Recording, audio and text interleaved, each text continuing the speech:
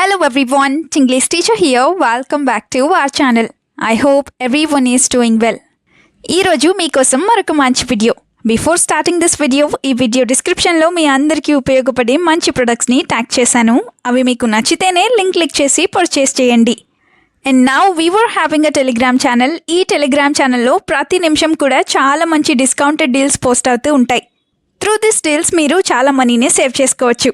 ఒకసారి ఛానల్ అంతా చెక్ చేయండి, మీకు వర్త్ అనిపిస్తేనే జాయిన్ అవ్వండి. ఛానల్ లింక్ డిస్క్రిప్షన్లో అలాగే కమ్యూనిటీ పోస్ట్లో ఉంది, చెక్ ఇట్ వన్స్. ఇప్పుడైతే ఈ వీడియోలో మనం పిల్లలతో చాలా ఫ్రీక్వెంట్గా మాట్లాడుతూ ఉండే మరికొన్ని సెంటెన్సెస్ని ఇంగ్లీష్లో ఈజీగా ఏ విధంగా చెప్పాలో క్లియర్గా ఎగ్జాంపుల్స్తో చూసేద్దాం. వీడియోలో ఉన్న సెంటెన్సెస్ మీకు నచ్చితేనే ఒక లైక్ చేయండి. ఇప్పుడైతే ప్రీవియస్ వీడియోలో నేను మిమ్మల్ని 2 క్వశ్చన్స్ అడిగాను కదా, వాటిలో ఫస్ట్ వన్ ఈస్ కాలువ. కాలువని మనం ఇంగ్లీష్లో కెనాల్ అని చెప్తాం. Now the second question is నిజంగానే వర్షం పడుతోందా. ఈ సెంటెన్స్ని ఇంగ్లీష్లో ఇజ్ ఇట్ రియలీ రైనింగ్ ఈ విధంగా అడుగుతాం. ఇప్పుడు మీకోసం ఈ వీడియోలో 2 క్వశ్చన్స్ ఉంటాయి కదా, వాటిలో ఫస్ట్ వన్ ఈస్ వింటున్నావా, లేదా నేను చెప్పేది నువ్వు వింటున్నావా. ఈ సెంటెన్స్ని ఇంగ్లీష్లో ఏ విధంగా అడుగుతాం? How do we ask this in English? Let me know in the comments. Now the second question for you which is నేను చెప్పింది గుర్తుందా. ఈ సెంటెన్స్ని ఇంగ్లీష్లో ఏ విధంగా చెప్తామో మర్చిపోకుండా కామెంట్ సెక్షన్లో కామెంట్ చేసి చెప్పేయండి. ఇప్పుడైతే లేట్ చేయకుండా మన వీడియోని స్టార్ట్ చేసేద్దాం. Let's get started. First sentence of this video is అన్ని తింటే కడుపు నొప్పి వస్తుంది. పిల్లలు ఎక్కువగా తింటూ ఉన్నప్పుడు ఇలా అంటూ ఉంటారు కదా, సో దీన్ని ఇంగ్లీష్లో eating too much will give you a stomach ache. Eating too much will give you a stomach ache ఈ విధంగా చెప్తాం. ఇప్పుడైతే 2 ఎగ్జాంపుల్స్ని చూద్దాం. First one is did you eat the peanuts that were supposed to be in this? Or did you eat the peanuts that were supposed to be in this bowl? అంటే ఈ గిన్నెలో ఉండాల్సిన పీనట్స్ లేదా వేరుశనగ గుళ్ళని నువ్వు తిన్నావా అని. Another example is it's not good to eat too much of anything. It's not or it is not good to eat too much of anything. అంటే ఏదైనా సరే ఎక్కువగా తినడం మంచిది కాదు అని. సెంటెన్స్ నెంబర్ 2 ఈస్ ట్యూషన్కి ఎందుకు వెళ్ళలేదు. ఎప్పుడైనా వెళ్ళకపోయినప్పుడు ఇలా అడుగుతూ ఉంటారు కదా, సో దీన్ని ఇంగ్లీష్లో why didn't you go to tuition or why didn't you go to tuition ఈ విధంగా అడుగుతాం. వై డిడ్ంట్ యూ గో అంటే నువ్వు ఎందుకు వెళ్ళలేదు అని. ఇప్పుడైతే ఫస్ట్ ఎగ్జాంపుల్ని చూద్దాం. అదేంటంటే what are you doing at home without going to tuition yet. What are you doing at home without going to tuition yet అంటే నువ్వు ట్యూషన్కి ఇంకా వెళ్లకుండా ఇంట్లో ఏం చేస్తున్నావు అని. Now the second example is do you intend to go for tuition or not? Do you intend to go for tuition or not?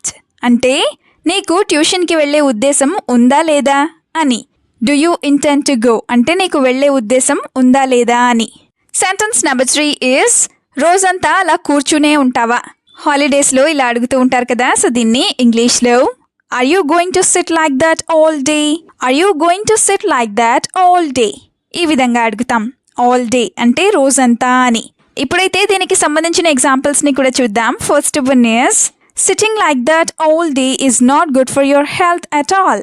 Sitting like that all day is not good for your health at all అంటే రోజంతా అలా కూర్చుని ఉండటం నీ ఆరోగ్యానికి అస్సలు మంచిది కాదు అని. Another example is you should go outside for a while and take a walk. Or you should go outside for a while and walk for a while అంటే నువ్వు కాసేపు బయటకు వెళ్ళి అలా వాక్ చేసి రావాలి అని. సెంటెన్స్ నెంబర్ 4 ఈస్ ఫోన్ చూడటం ఆపి కాసేపు నడువు.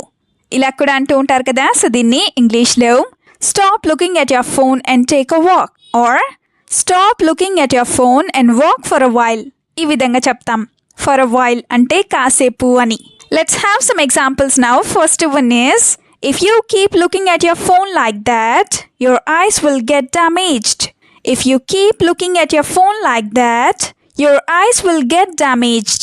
అంటే నువ్వు ఫోన్ అలా చూస్తూ ఉన్నట్లయితే నీ కళ్ళు పాడవుతాయి లేదా డ్యామేజ్ అవుతాయి అని. Another example is no matter how many times I tell you, you don't listen to me. Or no matter how many times I tell you, you are not listening to me. అంటే నేను నీకు ఎన్నిసార్లు చెప్పినా సరే నువ్వు నా మాట వినడం లేదు లేదా నువ్వు నా మాట వినవు అని. సెంటెన్స్ నెంబర్ 5 ఈస్ పూలన్నీ ఎందుకు పాడు చేశావు. పిల్లలు అన్నాక ఇలాంటి పనులు చేస్తూ ఉంటారు కదా, సో దీన్ని ఇంగ్లీష్లో why did you ruin all these flowers. Why did you ruin all these flowers? ఈ విధంగా అడుగుతాం. వై డిడ్ యూ రూయిన్ అంటే ఎందుకు పాడు చేసావు లేదా ఎందుకు నాశనం చేసావు అనే మీనింగ్ వస్తుంది. Now the first example is why did you both pick the flowers here instead of doing your job? Or why did you both throw the flowers here instead of doing your work? అంటే మీ ఇద్దరు మీ పని చేసుకోకుండా ఈ పువ్వులన్నింటినీ ఇక్కడెందుకు విసిరేశారు లేదా ఇక్కడెందుకు పడేశారు అని. Another example is why did you throw flowers all over the house like this? Why did you throw flowers all over the house like this? అంటే ఇల్లంతా నువ్వు పూలని ఎందుకు ఇలా విసిరేశావు లేదా ఎందుకు ఇలా పడేశావు అని. సెంటెన్స్ నెంబర్ 6 ఈజ్ నీకు అంత కోపం ఎందుకు వచ్చింది? ఇలా కూడా అంటూ ఉంటారు కదా. సో దీన్ని ఇంగ్లీష్లో why are you so angry? Why are you so angry? ఈ విధంగా అడుగుతాం. అంటే నీకు అంత కోపం ఎందుకు లేదా అంత కోపం ఎందుకు వచ్చింది అని. ఇప్పుడైతే 2 ఎగ్జాంపుల్స్ని చూద్దాం. First one is Do you hit your friends when you get angry? Do you hit your friends when you get angry? అంటే నీకు కోపం వస్తే నువ్వు నీ ఫ్రెండ్స్ని కొడతావా అని. Another example is if you do that, no one will even want to talk to you. If you do that or if you do like that, no one will even want to talk to you.